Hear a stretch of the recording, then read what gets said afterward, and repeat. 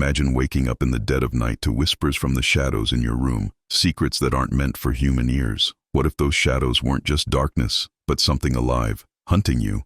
Welcome back to Fearborn Stories, where we dive into the darkest corners of the imagination. Tonight, I've got a bone-chilling horror tale packed with suspense that will keep you on the edge of your seat. If you love getting your heart racing with creepy stories like this, don't forget to hit that subscribe button and turn on notifications so you never miss the next terrifying installment. Trust me, the continuation will haunt your dreams. Elara Thorne had always been a skeptic. Ghosts, spirits, the supernatural, they were fairy tales for children or fodder for late-night TV specials. At 32, she was a practical woman, a journalist who dealt in facts, not fantasies. That's why when her editor assigned her to investigate the abandoned town of Eldridge Hollow, she saw it as just another puff piece. Small-town legends die hard, she muttered to herself as she packed her bag, tossing in her notebook, recorder, and a flashlight for good measure. The drive from the city was long and winding, through forests that seemed to swallow the road whole. As the sun dipped below the horizon, the trees loomed like silent sentinels, their branches scratching at the sky. Eldridge Hollow had been deserted for over a decade, ever since the incident as the locals called it. Whispers of a curse, shadows that moved on their own, people vanishing without a trace. Elara rolled her eyes at the online forums she'd skimmed, conspiracy nuts spinning yarns about whispering shadows that drove residents mad. She arrived just after dusk, her car's headlights cutting through the thickening fog. The town sign, rusted and tilted, read, "Welcome to Eldridge Hollow. Population 0. Charming, she thought, parking outside what looked like the old town hall. The building was a relic, its windows shattered, vines creeping up the walls like veins. She grabbed her gear and stepped out, the crunch of gravel under her boots echoing unnaturally loud in the silence. "Hello?" she called out, half-jokingly. No answer, of course. The air was thick, almost oppressive, carrying a faint chill that seeped through her jacket. She flicked on her flashlight, sweeping the beam across the empty streets. Boarded-up shops, overturned benches, a child's bicycle lying forgotten in the weeds. It was eerie, sure, but nothing a good story couldn't explain. Maybe economic collapse or a toxic spill covered up by the government. As she wandered deeper into the town, a soft rustle caught her ear. Wind through the leaves. She paused, listening. There it was again, a whisper, faint and indistinct, like voices murmuring just out of reach. Elara shook her head. "Imagination," she said aloud, her voice steady. But as she approached an old Victorian house at the end of the main street, the whispers grew louder. Not words exactly, but a susurrus, like silk brushing against stone. The house's door hung ajar, inviting her in. Against her better judgment, she pushed it open. Dust motes danced in her flashlight beam, and the floorboards creaked underfoot. The interior was frozen in time. Faded wallpaper peeling in strips, furniture draped in white sheets like ghosts. In the living room, she found a journal on the mantel, its pages yellowed. Curiosity piqued, she opened it. Day 47. "The shadows speak now. They know my name. God help me." Elara snorted, dramatic, but as she flipped through, the entries grew frantic. Sketches of elongated figures, pleas for escape. The last page was a scrawl. "They come at night. Listen, and you're lost." A chill ran down her spine. Outside, the wind picked up, and with it, the whispers returned. Closer this time, as if emanating from the walls themselves. She pocketed the journal and headed upstairs, her heart beating a little faster. The master bedroom was barren, save for a cracked mirror. As she shone her light on it, her reflection stared back. But something was off. The shadows behind her seemed to shift, independent of the light. "Stop it," she whispered to herself. But then, a voice, not her own, echoed softly, "Elara." She spun around. Nothing, just empty space. Her breath quickened. It had to be a trick of the acoustics, an echo from somewhere. She bolted downstairs, slamming the door behind her. Back in her car, she laughed it off, but her hands trembled on the wheel. She'd camp in the town tonight, get some photos at dawn, and leave. No big deal. That night, in her tent pitched in the town square, the whispers began in earnest. They slithered into her dreams, murmuring secrets she didn't want to hear, about her past, her failures, the accident that killed her sister years ago. "It was your fault," they hissed. Elara woke in a sweat, the tent walls seeming to close in.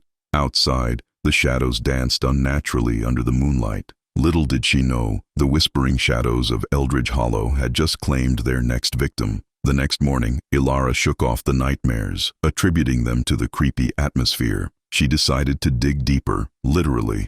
The town library, though dilapidated, still held archives in its basement. Armed with her recorder, she descended the creaky stairs, the air growing mustier with each step. The basement was a labyrinth of shelves, books scattered like fallen soldiers. She found a section on local history, Eldridge Hollow, founded 1852. Skimming through, she learned the town was built on an old Native American burial ground. Cliché, but factual. Legends spoke of shadow spirits, guardians who whispered warnings to intruders. But in the 1950s, a mining company disturbed the site, and that's when the troubles started. Workers reported hearing voices, seeing shapes in the dark. Accidents multiplied, men falling into shafts, equipment malfunctioning. One account detailed a foreman who went mad, claiming the shadows told him to kill his crew. He did, before turning the pickaxe on himself. Elara recorded notes. Possible mass hysteria, gas leaks causing hallucinations. But as she read on, a pattern emerged. In 2010, the incident occurred, a festival where half the town vanished overnight. Survivors spoke of shadows lengthening, whispers driving them to flee. Those who stayed were never seen again. A noise upstairs jolted her. Footsteps, she called out, but silence answered. Climbing back up, she found the library door ajar, though she'd closed it. Paranoia, she told herself. Outside, the fog had rolled in again, thicker than before. As she walked to the old mine entrance on the town's outskirts, the whispers returned, faint at first, then insistent. At the mine, boarded up with warning signs, she pried a plank loose and slipped inside. The tunnel was pitch black, her flashlight beam a thin lifeline. Dripping water echoed, and the air was cold, like a grave. Deeper in, she found carvings on the walls, symbols, words in an unknown language, and then a chamber filled with bones, human, arranged in patterns. The whispers swelled here, a chorus now. Join us. See the truth. Elara's head pounded. Visions flashed. Her sister's car crash, the argument they'd had just before. You pushed her away, the voices accused. She stumbled back, dropping her flashlight. In the darkness, something brushed her arm. Cold, insubstantial. Panicking, she fled the mine, gasping in the daylight. But the whispers didn't stop. They followed her, growing bolder. That evening, back in her tent, she reviewed her recordings. Amid her voice, faint murmurs. She's ours now. Sleep evaded her. The shadows in the tent seemed alive, coiling like snakes. When dawn broke, Elara packed up, determined to leave, but as she drove out, the road looped back, impossibly returning her to the town square. What the hell? She muttered, trying again. Same result. The shadows were trapping her. Trapped, Elara's skepticism cracked. She explored more houses, finding clues, diaries, photos showing people with elongated shadows that didn't match their bodies. One photo album belonged to a family named Harlow. The last entry, the whispers promise knowledge, but it's poison. They feed on fear. In the Harlow house, she discovered a hidden room behind a bookshelf. Inside, occult books and a map marking the heart, the mind's deepest chamber. That's where it started, she realized. Armed with a lantern from the house, she returned to the mine, steeling herself. The descent was harrowing, the tunnel narrowed, the air thinning. Whispers echoed, names of the lost, secrets of betrayal. Your editor sent you here to die, they taunted. He knows about the curse. Paranoia gripped her. Was it true? In the heart chamber, she found an altar of black stone surrounded by mummified remains. As she approached, the shadows converged, forming shapes, humanoid, with glowing eyes. Welcome, they whispered collectively. Visions assaulted her, the town's history unfolding like a nightmare reel. The spirits were ancient, disturbed by greed, now vengeful. Elara fought back, shouting questions. What do you want? The answer came in her mind. To share our pain. She felt their essence seeping in, cold, eternal loneliness. Her memories twisted. The crash wasn't an accident. She'd distracted her sister with a fight. No, lies. She clung to reality, smashing the altar with a rock. The shadows shrieked, retreating, but as she escaped, one lingered, attaching to her shadow. Back in town, the loop broke.